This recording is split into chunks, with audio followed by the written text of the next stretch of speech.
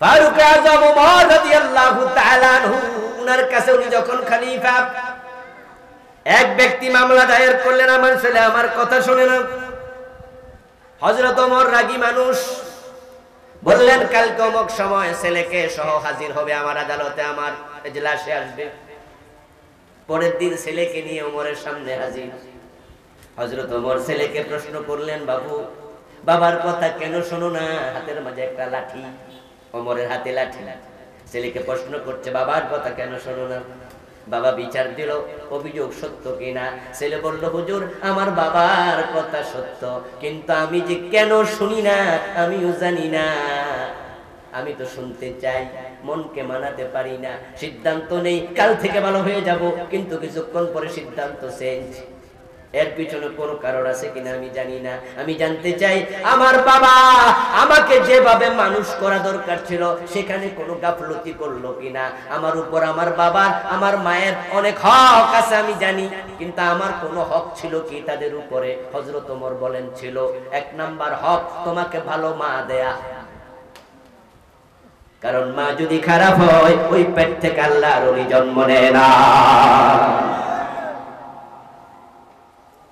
আরে বাচ্চারা ভালো মা পাবে কোথায়? ভালো মা তো আপনি দেবেন। আপনি ভালো মেয়ে বিয়ে করলে আপনার বাচ্চা ভালো মা পাইতো, ঠিক কি না? আপনি তো বিয়ে করেছেন, বিয়ে করাইছেন নিজের পরবর্তী প্রজন্ম কেমন মেয়ে, যে মেয়ে এসে বৈশাখ এসো শাড়ি পইরা তারপরে বৈশাখী উৎসবে যায়, নিজের নাভির নিচে কাপড় পরে পেট দেখায়, পিঠ দেখায়। সেই মেয়ের পেটের সৌন্দর্য পরপুরুষ দেখেছে, ওই পেট থেকে ইমাম আবু হানিফারা জন্ম নেবে না। আমার মা ছিল একজন দাসী। ওই যুবক বলছে আমার মা ছিল দাসী। আমার বাবারা জিজ্ঞেস করেন, আমার বাবা দাসী বিয়ে করছে। দাসীদের পর্দার বিধান হলো হালকা, তাদের পর্দা পুরুষের মতো নাভি থেকে হাঁটু।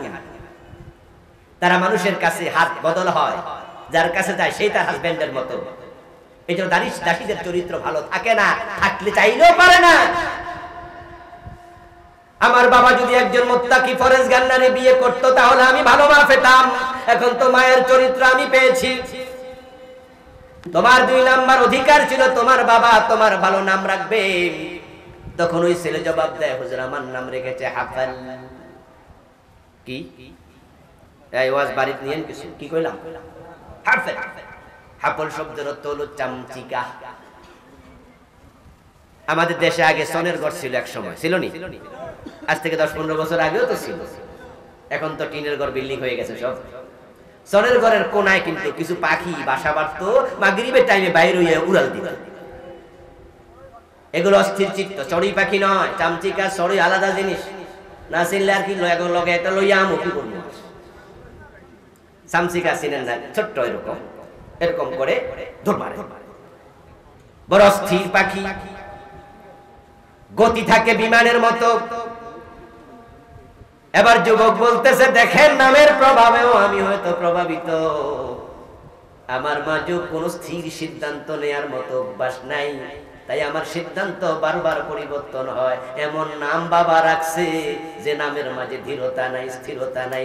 নামের প্রভাব যে আছে এটা প্রিয় নবীর হাদিসেও পাওয়া যায়। তাই রাসূলুল্লাহ সাল্লাল্লাহু আলাইহি ওয়াসাল্লাম ঈমান গ্রহণ করার পরে অসংখ্য সাহাবীর নাম পরিবর্তন করে দিয়েছেন। 3 নাম্বার তোমার হক তোমার বাবার উপরে। তোমার বাবা তোমাকে কোরআন শিখাবে, তোমাকে কোরআন শিক্ষা দেবে। আর কোরআন যখন কোনো ব্যক্তি পড়বে তখন কোরআনের মাঝে সে পাবে। নামাজ শুধু একা পড়লে হবে না, পরিবারের লোকদেরকে নামাজের আদেশ দিতে হবে। ওয়া আমুরু আহলাকা বিসসালাতি ওয়াসতাবির আলাইহা। এবার যুবক বলতেছে, আমার বাবা তো আমার সামনে আছে, বাবারে জিজ্ঞাসা করুন তো তিনি আমারে কোরআন শিখাইছে নাকি। ছেলে ডাক্তার হইছে, ইঞ্জিনিয়ার হইছে, মানুষের কাছে বলে গর্ব করে, অথচ ছেলে কোরআন পড়তে পারে না। এমন বাবা নোয়াখালীতে নাই। 2-4 জন আজকের মাহফিল পরিচয় দেয়, আমার ছেলে ইঞ্জিনিয়ারিং এ টিকছে, বাহ, মেডিকেলে টিকছে। মানুষের মিষ্টি খাওয়াচ্ছে, ভালো। ইঞ্জিনিয়ার হওয়া ডাক্তার হওয়া খারাপ কিছু নয়। অনুমতি আছে। কিন্তু আপনার সন্তান যদি কোরআন না শিখে, তাকে কোরআন না শিখান, তাহলে আল্লাহর কাছে আপনাকেও জবাব দিতেই হবে। হযরত ওমরের হাতে লাঠি। এবার ওমর রাদিয়াল্লাহু তাআলা আনহু ছেলের দিক থেকে লাঠিটা ফিরায়া বাবার দিকে ফিরালেন। বাবার সামনে লাঠি নিয়ে বলতেছেন, তুমি বিচার চাওয়ার জন্য এসেছো, আমি তোমার ছেলের কি বিচার করব? আমার মন চায় তো আগে লাঠি দিয়া বাড়িটা তোমার মাথার উপরে মারি। ও প্রিয় ভাই, হযরত ওমরের কাছে ছেলে বাবার বিরুদ্ধে অভিযোগ করে নাই, অভিযোগ করেছিল বাবা। কিন্তু ঘটনা চক্রে এখন ছেলে আসামি না বাবা আসামি? ইয়া আইয়ুহাল্লাযীনা আমানু ইন্না মিনাজ আযওয়াজিকুম ওয়া আওলাদিকুম আদুওয়াল লাকুম ফাহযারুহুম। সূরাতুত তাগাবুন আল্লাহ তাআলা বলেন, ও মুমিনেরা, ঈমানদারেরা শোনো, তোমাদের কারো কারো স্ত্রী, কারো কারো সন্তান কিয়ামতের দিন তোমাদের বড় দুশমন হবে। তারা তোমাদের বিরুদ্ধে আল্লাহর আদালতে মামলা করবে। তাই তাদের ব্যাপারে এখনই সাবধান থাকো। এমন সন্তান জন্ম দিও না যে সন্তান মামলার আসামি বানাবে, বরং এমন সন্তান জন্ম দেও, গড়ে তোলো যে সন্তানের ওসিলায় কিয়ামতের দিন মাথার মাঝে নূরের তাজ দেয়া হবে।